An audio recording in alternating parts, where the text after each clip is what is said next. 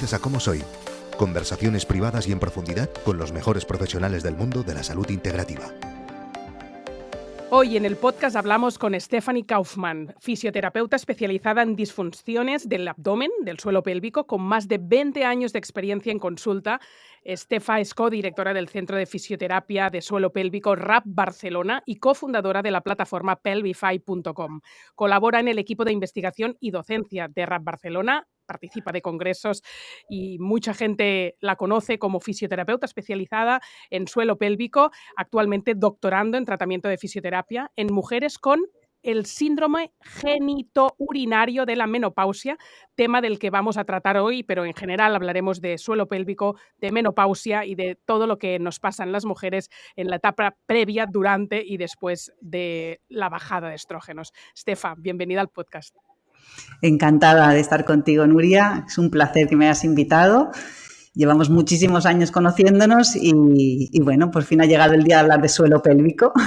Yo quiero contar a la gente que hace muchos años que nos conocemos, que no habías pasado nunca por el podcast y yo siempre lo tenía muy en mente porque eres un referente como fisioterapeuta especializada en temas de suelo pélvico, preparación de embarazo. Yo mi embarazo lo preparé en RAP Barcelona, he recomendado vuestra consulta un montón de veces, pero es que encima, como el mundo es muy pequeño, un pañuelo, pues Néstor Sánchez de Rajanera empezó contigo cuando yo aún no tenía contacto con ellos, después Carlos González, que ahora será mi socio, y tú ya eres una veterana que descubriste la salud integrativa a través de estos PNIs, y eso lo quiero contar también para que la gente sepa hasta qué punto el enfoque de RAP Barcelona es muy integrativo, que a veces la preparación al embarazo, subirte a una pelota o una clase de lactancia, la puedes ubicar en un centro con una mirada más convencional. Pero si tuvieras la apuesta de PNIs y osteópatas PNIs, que también los conozco de hace tantos años, y yo me visitara con vosotros cuando esto estaba muy al inicio, me parece que fuiste muy pionera en eso. Pues la verdad es que también, bueno, nosotras empezamos con el tratamiento tan localizado del suelo pélvico, pensando en esta mirada local, pero siempre pensando, pues claro, es que son mucosas, ¿no? Y ahora que tenemos en cuenta el sistema común de las mucosas, decíamos, ostras, es que aquí hay algo más que se nos escapa si solo lo vemos desde ese punto de vista, desde ese prisma tan localizado, ¿no? Y realmente es fantástico poder trabajar en equipo, trabajando la nutrición, el tratamiento osteopático, el tratamiento musculoesquelético y ves los cambios en la mujer, que realmente en la mujer y en el hombre, porque también el hombre también tiene suelo pélvico, ¿no? Pero tenemos muchísimas más mujeres que hombres y la calidad de vida, cómo va cambiando la mujer, cómo va aprendiendo a conocerse, a saber trabajar con su cuerpo y a saber nutrirse bien. El efecto es, bueno, potenciador a tope. Sí.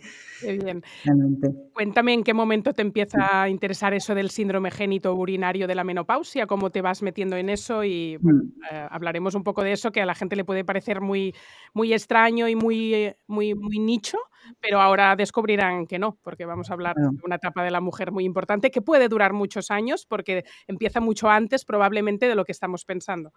Sí, quizás a lo mejor el término síndrome genitourinario de la menopausia suena así como un poco raro. Quizás las personas lo conocen más como atrofia vulvovaginal, que es el término que se utilizaba anteriormente, como esa sensación de sequedad vaginal, de que tus tejidos a nivel de la orina no te aguanta tanto las ganas de orinar, las vas teniendo como de forma muchísimo más seguidas, a veces tienes procesos de infecciones de orina. Ahora hablaremos un poquito de ello, pero el término desde el 2014, que es el síndrome genitourinario de la menopausia, es para englobar un conjunto de signos y síntomas, o sea que al final es sintomático, no hablamos de causas, que esto ya iremos hablando después, ¿no? En el que se atrofia lo que sería el tejido de dentro de la vagina, ¿no? Yo muchas veces explico a las mujeres que la vagina no es una caverna, es un tejido que se une una pared con la otra y se comporta como si fuera una falda plisada, una faldita plisada o un acordeón. Entonces, a medida que vamos envejeciendo, esos pliegues van disminuyendo y cuando ya llegamos a la menopausia, que son 12 meses sin menstruación, es que hay un cese de estrógenos a nivel de los ovarios, ¿no? Un cese de estrógenos a nivel de ovario y entonces vamos perdiendo un poquito de pliegues de toda esta zona de la vagina. Entonces, hay un cambio histológico, un cambio muscular que tenemos que conseguir adaptarnos, ¿no? a ese cambio. Vale. Y que suele generar, ¿no? En la mujer suele generar pues, que la vagina no tiene esa capacidad de elasticidad que tenía anteriormente. Entonces hay que reconstruir y rehabilitar un poco toda esa situación de elasticidad vaginal. ¿Y esto siempre pasa en todas las mujeres?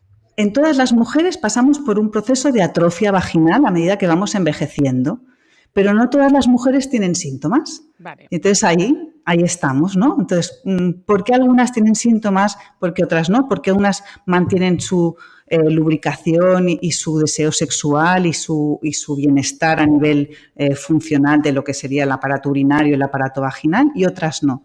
Pues vamos a ir hablando de ello un poco, ¿no? ¿Tienes porcentajes de a cuántas tienen clínica y cuántas no?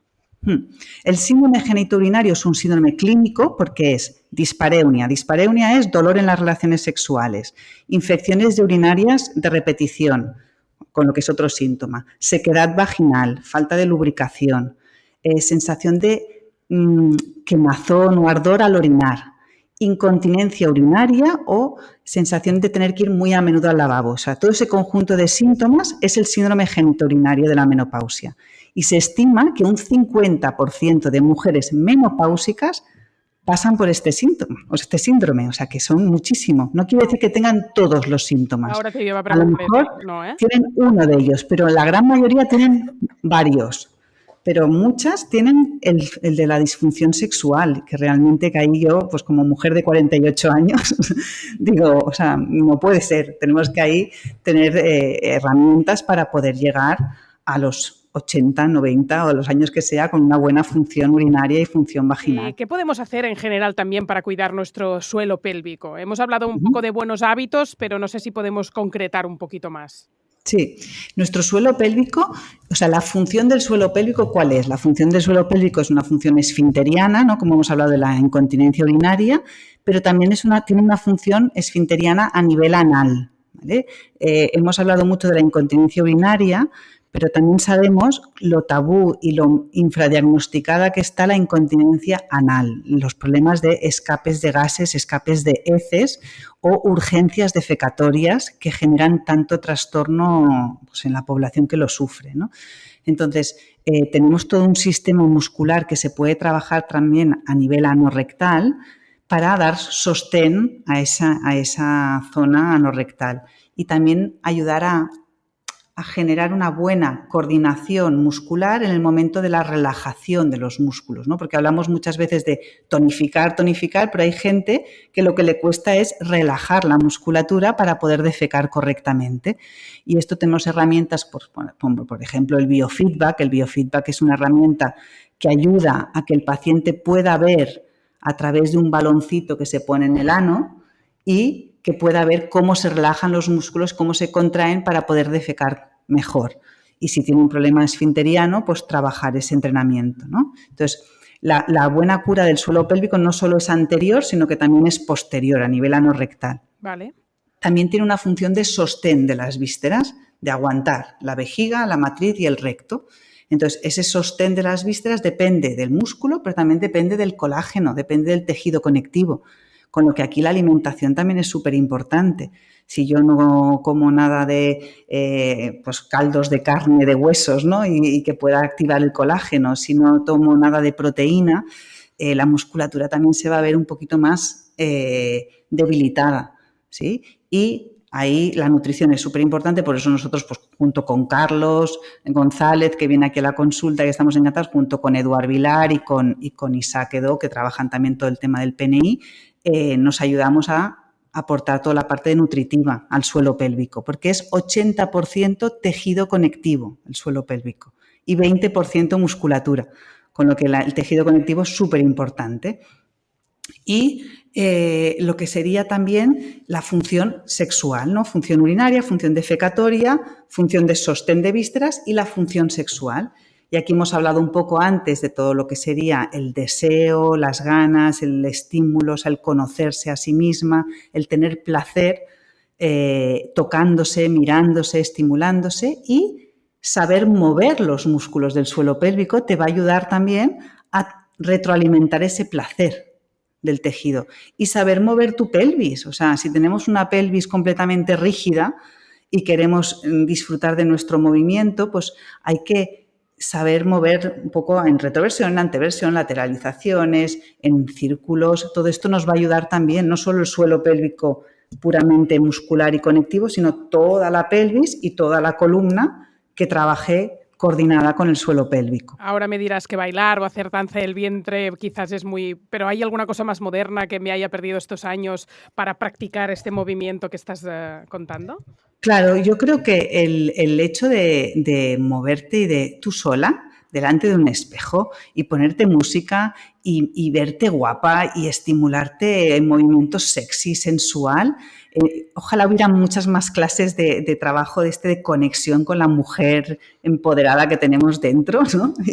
Y lo puedes hacer tú en casa, pues a perder la vergüenza de mirarte a ti misma, moverte, te va a ayudar mucho a nivel sexual también, porque la vergüenza la tenemos ahí instaurada, la niña buena que no gime, que no, y eso tenemos que romper, ¿no? Con esa cultura, ¿no? A veces nos obsesionamos a buscar explicaciones mucho más profundas y muchos traumas, y a veces la clave es perder la vergüenza. Y es muy difícil y es muy complicado, o sea, es muy fácil de decir y muy complicado, ¿no? Quererse y perder la vergüenza. Si tienes estas dos cosas, o sea, eres la ama, ¿no? Totalmente de acuerdo, totalmente de acuerdo. Si tú te quieres a ti misma, tienes seguridad en ti misma, y entonces es mucho más fácil poder buscar tu placer. Y aquí también diría un apunte en la sexualidad hay que buscar una misma el placer también. O sea, no solo dedicarnos a dar placer al otro, que esto en la mujer está como muy instaurado, ¿no? Que siempre dar al otro, sino también trabajarse su propio placer. Y entonces ese gusto de tocarse, de mirarse, de estimularse, y muchas veces no es genital directamente, ¿no? El placer de cuando te vas a la ducha y te pasa el agua por la cabeza y estar un rato tocándote el pelo, te va a activar luego, mejora en lo que sería la función sexual. El hecho de bailar delante de un espejo desnuda y quererte y gustarte a ti misma es también algo muy, muy potente, ¿no? Voy a poner un ejemplo también a nivel clínico. O sea, se tienen muy poco en cuenta los cambios a nivel del esquema corporal, ¿no? Cuando una mujer ha pasado por un proceso de cáncer, un proceso oncológico, hablando también de la menopausia, de este síndrome genitourinario provocado por una mastectomía y que luego le tienen que dar una medicación para inhibir los ovarios. Claro, pasa también por un autorreconocimiento del cuerpo, y esto no se tiene en cuenta, ¿no? Y son mujeres que están allí diciendo, ostras, es que no me reconozco a mí misma, y hay que volverse a tocar, a mirar, a estimular, a quererse a sí mismas para volver a poder gozar, ¿no? Del cuerpo.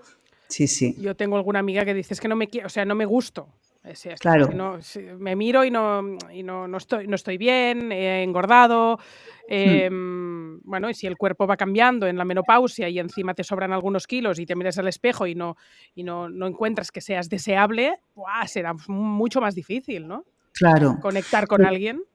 Totalmente. Mira, ahora últimamente también en las últimas visitas, y las pacientes que llevo lo saben, hablamos mucho de esto. Es decir, mira, ahora quizás no tienes el cuerpo que a ti te gustaría tener, pero empieza a hablarte bien, empieza a decirte, oye, vamos a hacer las paces, vamos a querernos un poquito más, vamos a tocarnos este abdomen que a lo mejor no es el que me gusta, pero en vez de decir, mira qué chicha que tengo aquí, que no me gusta esta cicatriz, no me gusta estas piernas, al revés, empieza a decirte que estás tratándote, te estás cuidando, estás trabajándote el cuerpo. Y, ostras, los cambios son mucho más potentes, y ahí tiene que ver la parte del cerebro, la parte de neurociencia, ¿no? Que ahora tú también estás trabajando muchísimo y que realmente es apasionante. La mente puede ser nuestra mejor amiga o nuestra peor enemiga. O sea, totalmente.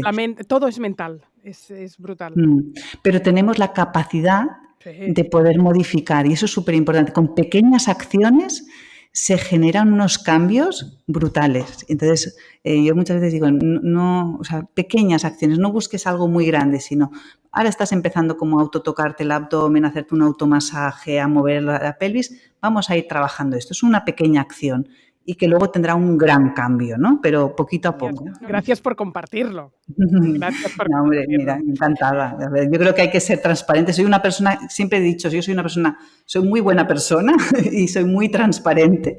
Y eso lo sé y me gusta compartirlo desde el corazón. Soy una persona que trabaja, que soy muy de corazón, muy de dar y de mostrarme tal cual como soy. Y esta soy yo. La gente que es de Barcelona o que se acerque a vuestra consulta, que le tenéis muy céntrica, pues ya te va a conocer, que podéis mirar la web de Rap Barcelona, pero para toda la gente que no tenga acceso, ¿qué es pelvify.com? Ya para terminar, ¿qué es este proyecto nuevo que tienes? Pues mira, pelvify.com es un proyecto que estamos iniciando, ¿no? A raíz de tantos pacientes que estamos viendo y de ver la importancia de la educación y de la información, que es parte de tratamiento, hemos querido crear unas plataformas de cursos digitales de todo lo que tenga que ver con la zona de la pelvis, ¿no? Entonces, estamos empezando con un curso más genérico de cuidados de suelo pélvico. ¿Para particulares o para profesionales?